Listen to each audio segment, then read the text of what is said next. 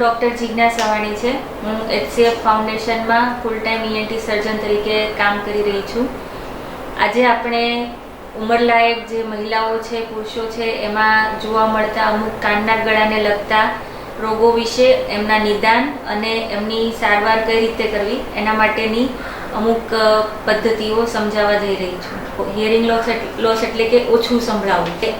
કોઈ પણ માણસ છે, કોઈ પણ શરીરનો કોષ છે, એ ઉંમર જતાં જતાં એમાં એમની જે શક્તિ છે એ ઓછા થવાના, જેના કારણે સાંભળવાની, જોવાની વગેરે શક્તિઓ ઓછી થતી હોય છે।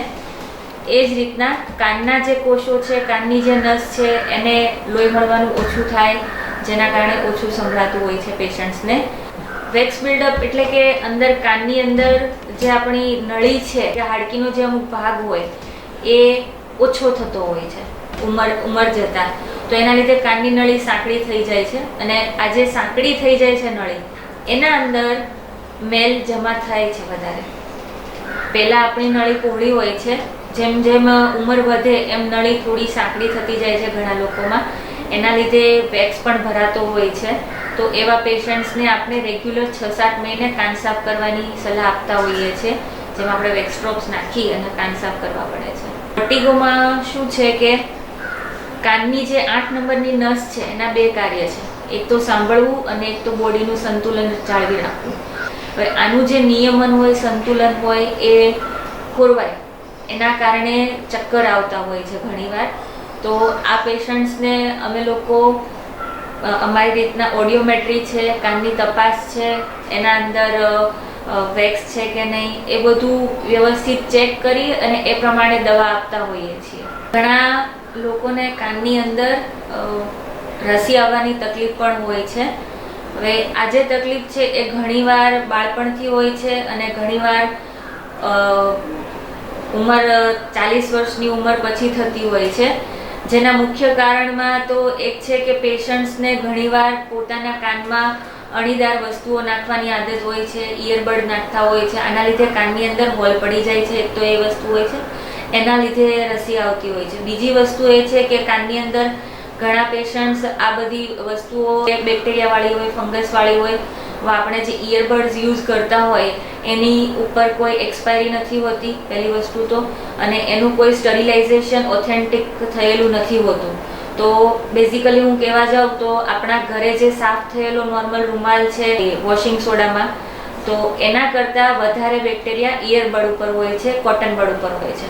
તો એ કાનમાં નાખવું બિલકુલ હિતાવહ નથી। ઇન્ફેક્શન કયું છે, વેક્સ છે, શરદીની રસી છે કે પછી ફંગસ છે કે નોર્મલ નળીના ઇન્ફેક્શનના લીધે રસી છે કે કાન પડદાની પાછળનું રસી છે કે કાનના સડાનું રસી છે, એ પ્રમાણે અમે અલગ અલગ ડ્રોપ્સ આપતા હોઈએ છીએ।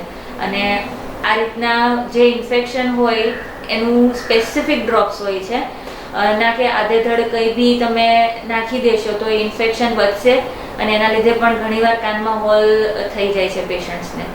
તો આ 2 તકેદારી ખાસ રાખવી જોઈએ કે કાનમાં કંઈ વસ્તુ નાખવી નહીં, કાનમાં પાણી નહીં જવા દેવાનું, અને કાનની અંદર કોઈ પણ આડાવાળા ટીપા કાનના ગળાના નિષ્ણાતને બતાવ્યા વગર નહીં નાખવાના।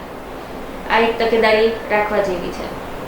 અને સાંભળવાની જે તકલીફ છે એના માટે ખાસ કે અત્યારે મોબાઈલનું એટલું ચલણ વધી ગયું છે, ખાસ તો કોવિડ પછી, તો કોઈ પણ જોઈ લો, નાનાથી મોટા સુધીના બધા જ લોકો કાનમાં ઇયરફોન ને એવું બધું વાપરતા થઈ ગયા છે।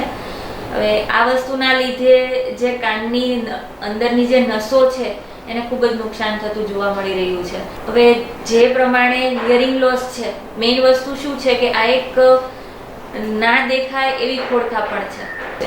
જ્યારે એમાં ઓછી તકલીફ હોય, 30%, 40% જેવું ઓછું સંભળાતું હોય, ત્યારે ઘણા લોકો એને શું કહેવાય જતું કરે છે, એની પ્રોપર સારવાર નથી લેતા, એના લીધે પછી એ વધી જાય છે। તો જે કન્ડિશન છે એ ઓછું સાંભળવાની, એના માટે આપણે હિયરિંગ એડ વાપરવી જોઈએ, કારણ કે સાંભળવું એ એક ક્વોલિટી છે લાઈફની। પોતાની ઉપર ડિપેન્ડ રહેવા માટે પણ કાનમાં સાંભળવું જરૂરી છે।